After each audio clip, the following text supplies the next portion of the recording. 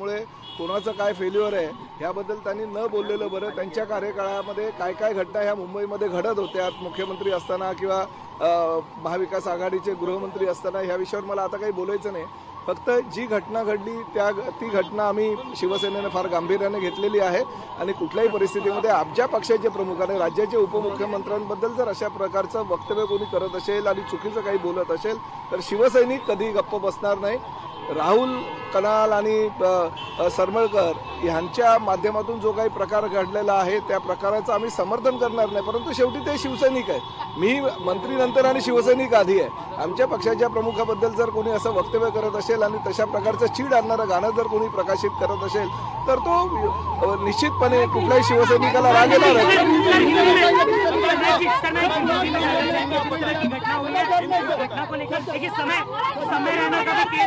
समय रहना का भी केस नहीं है, उसके बाद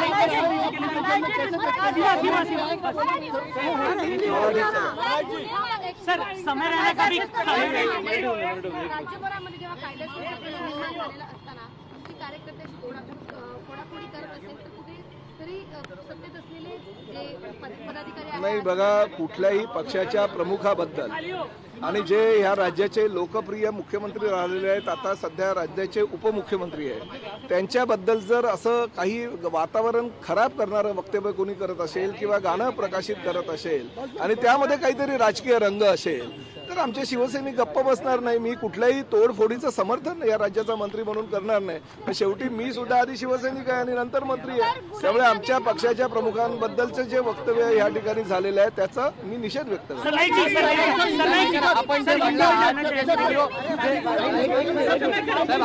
आणि त्याचबरोबर महत्वाचं म्हणजे मी आताच महापालिकेचे जे आयुक्त आहे भूषण गगरानी यांच्याशी बोललो.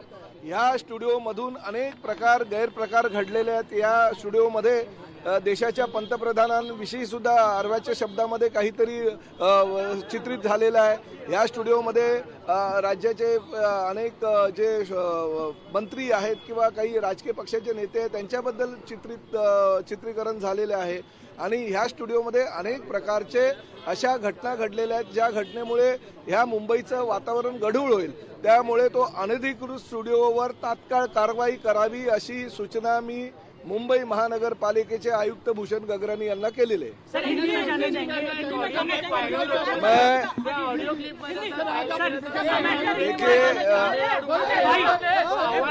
जैसी घटना मुंबई में घटी कल, इस राज्य का मंत्री होने के नाते मैं समर्थन नहीं करना चाहता हूं, मगर ये भी बात उतनी सच है कि मैं मंत्री बाद में हूं, शिवसैनिक पहला हूं.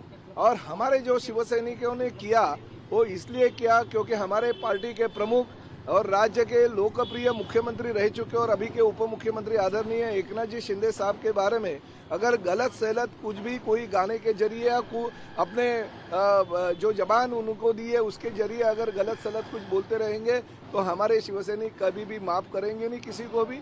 और आज मैं पुलिस स्टेशन में आया हूं. हमारे कुछ शिवसैनिकों के ऊपर गुना दाखिल हो गया. उसमें क्या क्या कलम लगाया वो सच है कि झूठ है. और पुलिस ही कार्रवाई करते समय पुलिस डायरेक्ट हमारे कार्यकर्ताओं के घर पे जाते हैं जिनका नाम भी नहीं था, उनके खिलाफ अगर ऐसे एक्शन लेते तो वो भी कुछ गलत है. इसलिए मैं पुलिस स्टेशन में आया. मगर एक बात उतनी जरूरी है कि वो जो स्टूडियो है वो पूरा का पूरा इनलीगल है. देश के पंतप्रधान आदरणीय नरेंद्र मोदी जी के बारे में वहाँ पे गलत सलत कुछ भी चित्रीकरण वहाँ पे हो गया. बहुत सारे राजनेताओं के बारे में चित्रीकरण हो गया.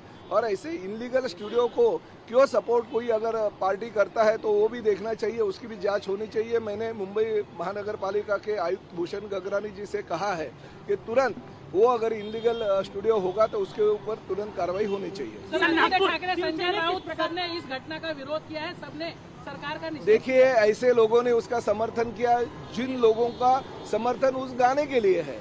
कुछ घटनाएं जो घटी है, मुंबई में घटी है, विधान भवन में घटी है, मुंबई हाईकोर्ट में घटी है, उसके ऊपर से लक्ष्य विचलित करने के लिए अगर ये चीजें उन्होंने की तो उसकी भी इंक्वायरी पुलिस ने करनी चाहिए. ऐसा भी मैंने डीसीपी को कहा है.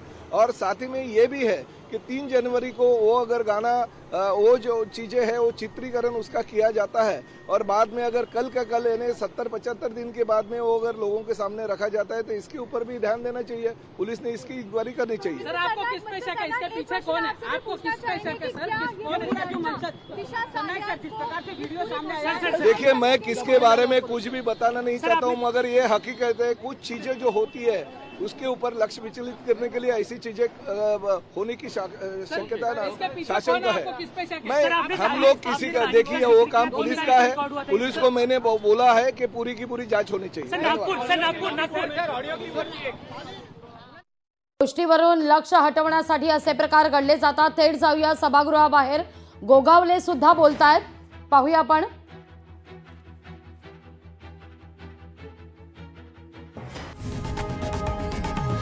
लोकशाही मराठी ऐका, पहा, जागरूक रहा।